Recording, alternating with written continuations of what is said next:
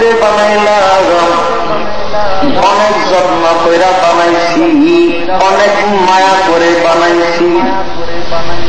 তোমরা হইলে আমার গোলাম, আমি আল্লাহ হইলাম তোমাদের মনি। আমি আল্লাহ তোমাদেরকে গোলাম বানালাম, পাঁচ বেলার ডিউটি দিলাম। পাঁচ বেলার ডিউটি, এক নাম্বার ডিউটি হলো ফজরের নামাজ, দ্বিতীয় নাম্বার ডিউটি জোহরের নামাজ, তৃতীয় নাম্বার ডিউটি হলো আসরের নামাজ, চতুর্থ নাম্বার ডিউটি হলো মাগরিবের নামাজ, পঞ্চম নাম্বার ডিউটি হলো এশার নামাজ। এটা হলো এই পাঁচটা ডিউটি পালন করা আমার মাওলার পক্ষ থেকে নির্ধারিত।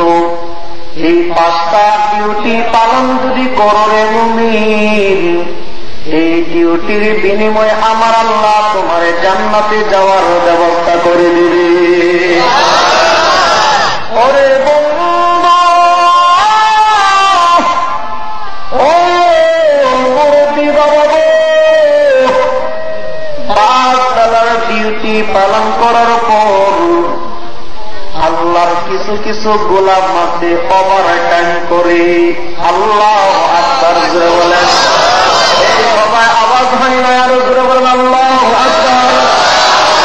পাঁচ বেলার ডিউটি পালন করে মুসলমান, কিছু আল্লাহর পাগল আছে আল্লাহ তাআলাকে খুশি করার জন্য ওভার টাইম করে, ওভার টাইম, ওভার টাইম।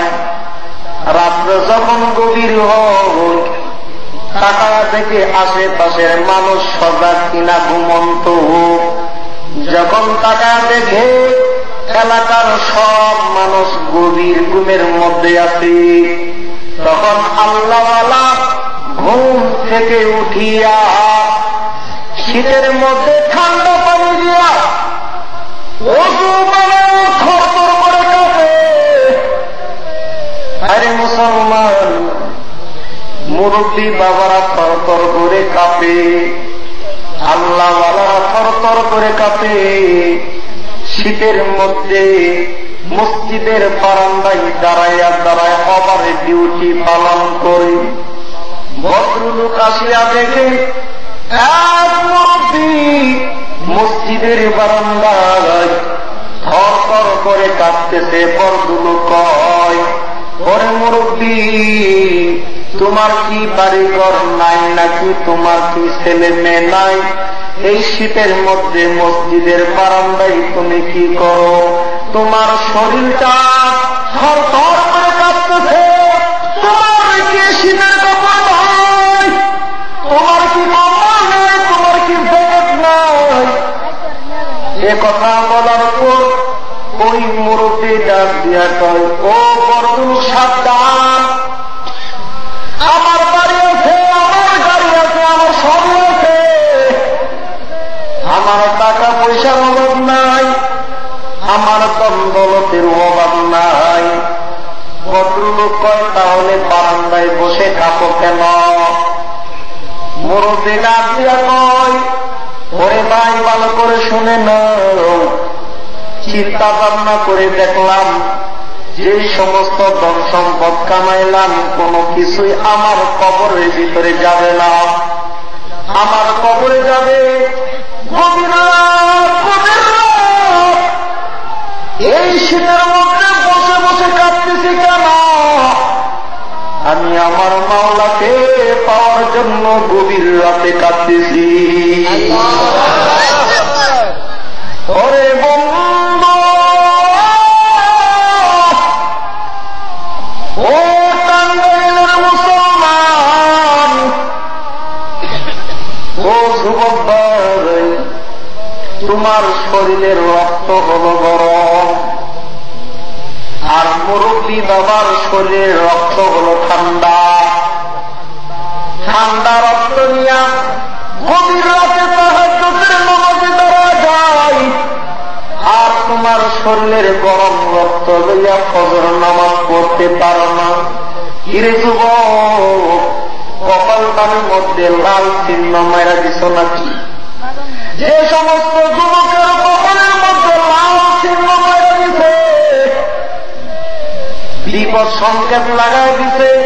এই সমস্ত যুবক দ্বারা মসজিদের মধ্যে যাইতে পারে না।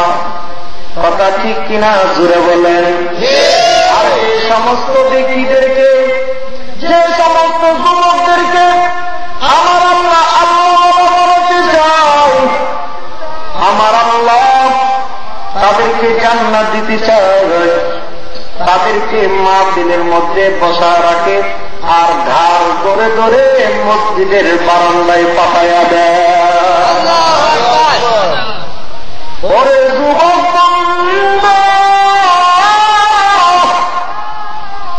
আজকে তোমার শরীরের রক্ত কিছুদিন পরে হয়ে যাবে নরম।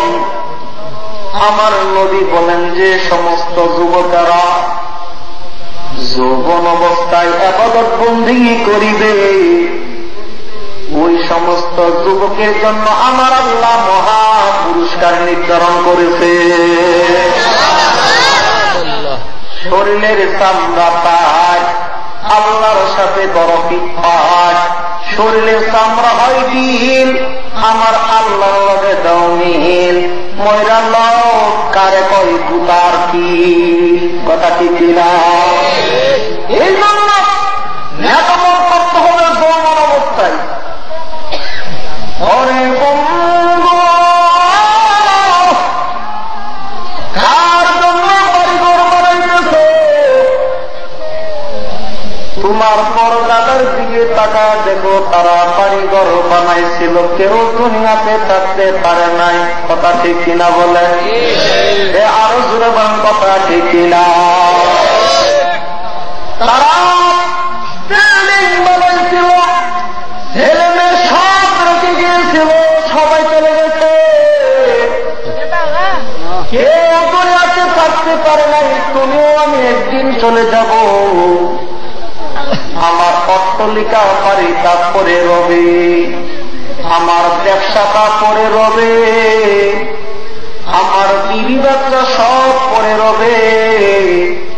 আমার জন্য শুধু 3.5 হাত একটা মাটির গর্ত থাকবে।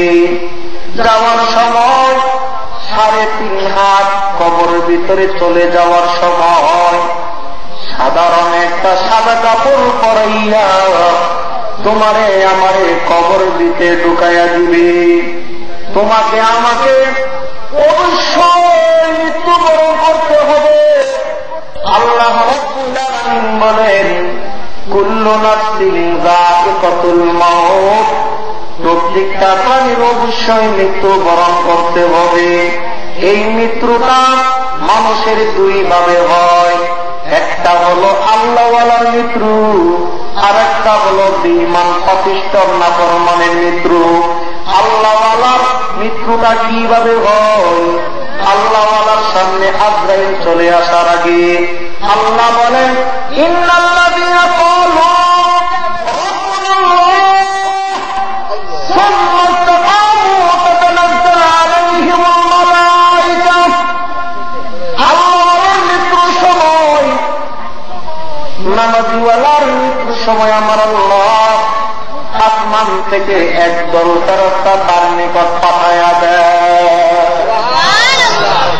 কয়জন ফেরেশতা পাঠান? একদলের মধ্যে সংখ্যা কতজন? আল্লাহ রাসূল বলেন, জান্নাত থেকে 500 জান্নাতি ফেরেশতা পাঠায়া দেয়। জান্নাতের ফেরেশতারা আসিয়া কয়, ওরে আল্লাহওয়ালা, আর কতদিন কষ্ট করবি?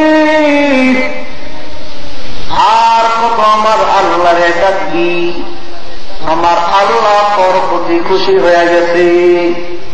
আল্লাহ তাআলা আমাদেরকে পাঠাইছেন তোমাকে, ওয়া আবশিরু বিল জান্নাহ, তোমাকে জান্নাতের সুসংবাদ দেওয়ার জন্য আমার আল্লাহ আসমান থেকে তোমার পাতা আমাদেরকে পাঠাইছে।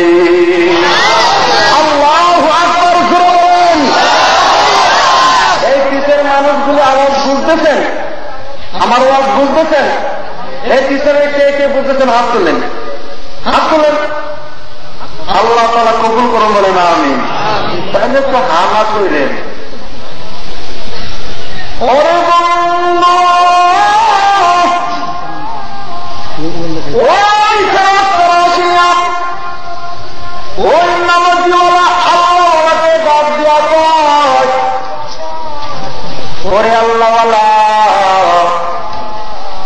আল্লাহ তাআলা আমাদেরকে পাঠাইছেন তোমার জান্নাতের সুসংবাদ দেওয়ার জন্য।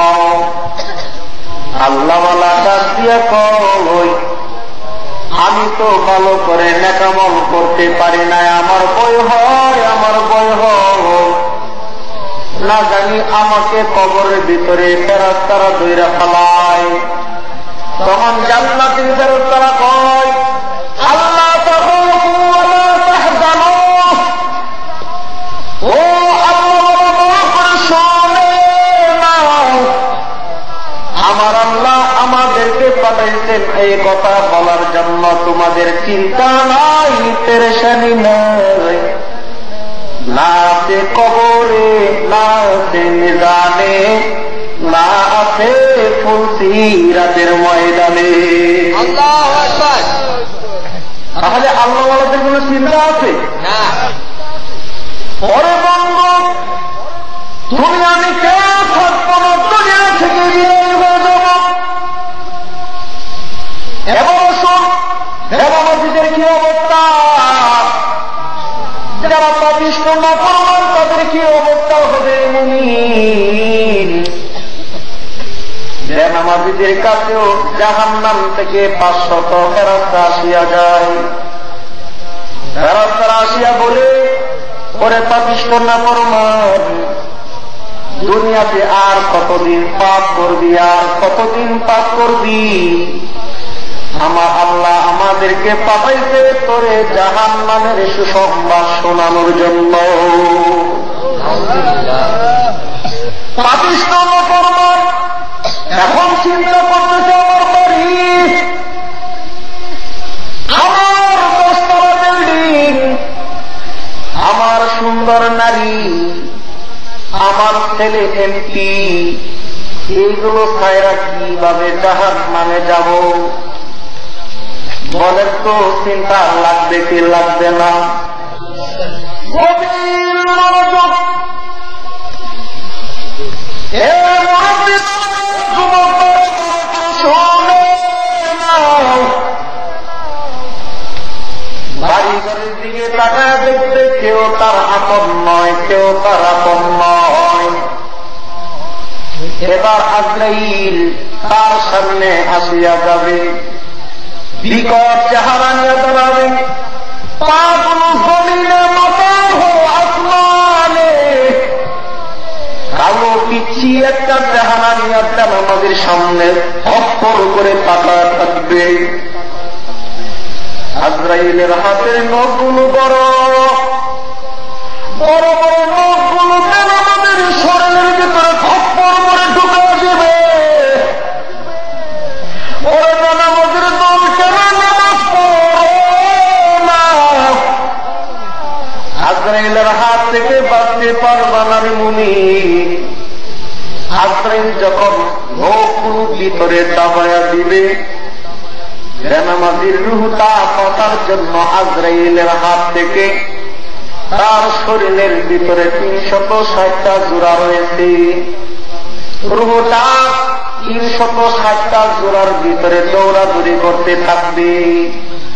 আজরাইল এমন ভাবে থাপ্পা যখন মারবে গো, রুহটা আসার সময় আল্লাহ রাসূল বলেন, ওই বেনামাজি পাপিষ্ঠ নাফরমানের শরীরের ভিতরে যতগুলো রগ ছিল সমস্ত রগগুলো সিরিয়া রুহটা চলে আসবে। ওরে বন্ধু,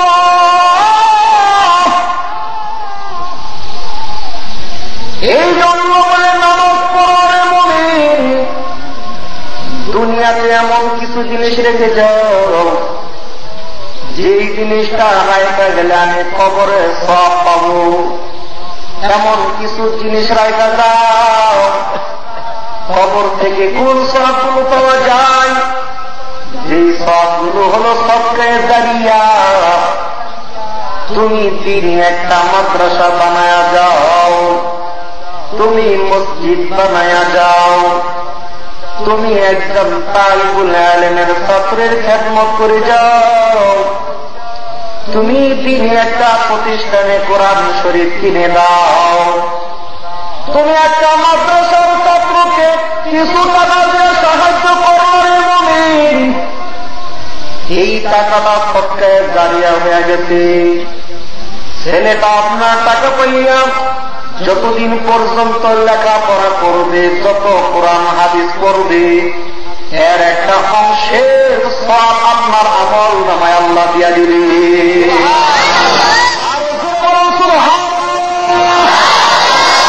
সুবহানাল্লাহ জোরে বললে গুনাহ হয় নাকি কষ্ট হয়? এবার আসুন সুবহানাল্লাহ ফজিলত জেনে নেন। ওরে বন্ধু, ও বন্ধুরে, আল্লাহ রাসূল বলেন, যে ব্যক্তি একবার সুবহানাল্লাহ বলেছে, একবার সুবহানাল্লাহ বলার দ্বারা তার কত সওয়াব হইল, কত সওয়াব। আল্লাহ রাসূল আঙ্গুল দ্বারা ইশারা দিয়ে বুঝা দেন, সমস্ত জগতের ভিতরে, আসমান এবং জমিনের ভিতরে যতটুকু খালি জায়গা আছে, একবার সুবহানাল্লাহ বলা তারা ওই খালি জায়গাগুলো নেকে ভরপুর হয়ে যায়। এখনো আসতে বললেন কেন? আমার সাথে রাগ করছেন নাকি? নাকি আল্লাহর সাথে কোনো দুশ্মনী আছে? তাহলে গভীর রাতে আওয়াজ বেশি বেশি দিয়ে আল্লাহরা প্রমাণ করে দেন, আল্লাহ আপনাকে ভালোবাসি। এই জন্য আবার